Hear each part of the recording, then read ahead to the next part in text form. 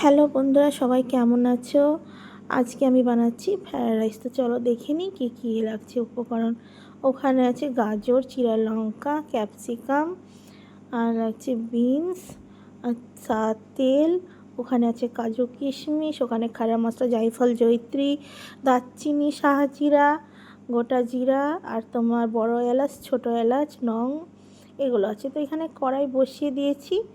তো এবার কড়াইয়ে তেল দিয়ে দেবো। হালকা তেল গরম হয়ে গেলে গাজরগুলো এক এক করে ভেজে নিব। গাজরটা ভাজতে একটু টাইম লাগে, তো সিদ্ধ হওয়ার ব্যাপার থাকে। আর এক এক করে সব জিনিসগুলোকে আমরা ভেজে নিব।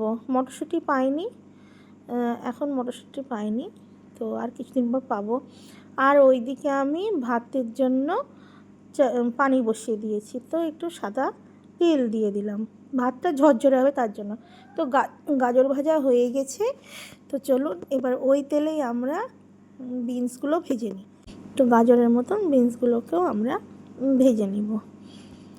তারপর আস্তে আস্তে ক্যাপসিকামটাকেও ভেজে নেব। আগে বিনসটা ভাজা হোক।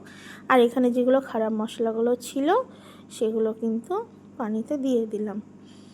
আর একদিকে কিন্তু আমি চালটাকে ভিজে ততক্ষণ পানিটা ফুটুক, আর লবণ দিলাম, আন্দাজ অনুযায়ী লবণ দিলাম। আপনারাও যে যতটুকু লাগবে ততটুকু আপনারা লবণ দিবেন। ততক্ষণ পানিটা ফুটুক। আর এইদিকে আমাদের বিনস ভাজা হয়ে গিয়েছে।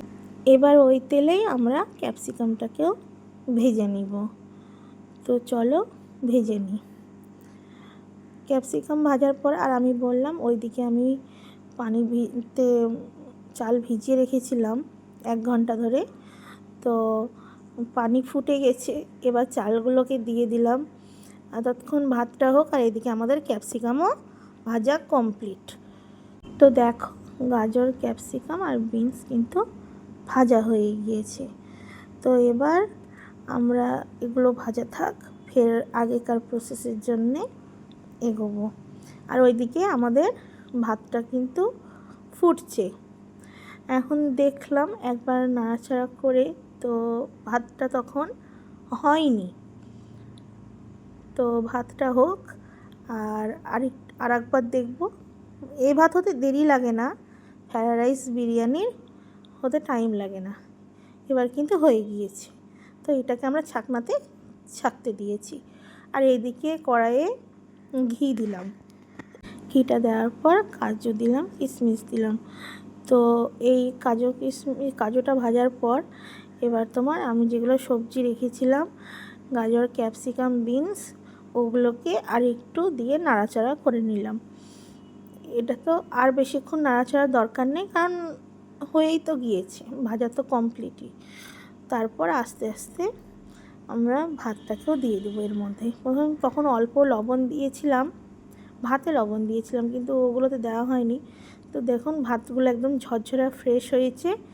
তো ভাতগুলো দেওয়ার পর এবার নাড়াচাড়া করে নিব। তারপরে আপনারা মশলা দিয়ে দিবেন, বিরিয়ানির মশলা দিয়ে দিবেন থাকলে পরে। আর যদি না থাকে তো শাহি গরম মশলা থাকলে গরম মশলা দিবেন, না তো বাড়িতে আপনারা একটা মশলা বানিয়ে নেবেন সব খাড়া মশলা দিয়ে। আর যারা চিনি খান তারা চিনি দিতে পারেন, আর যারা খান না তারা দিবেন না। সবাই তো চিনি আর পছন্দ করে না, তো মাঝে সাঝে দিই, আবার মাঝে সাঝে দিই না। তো এদিন কিন্তু আমি হালকা চিনি দিয়েছিলাম। আর লবণও আপনারা যেরকম খাবেন সেরকম দিবেন। ফ্রায়েড রাইস অতিরিক্ত না মিষ্টি ভালো, না অতিরিক্ত লবণ ভালো। তো আমার ফ্রায়েড রাইস রান্না দেখুন কমপ্লিট।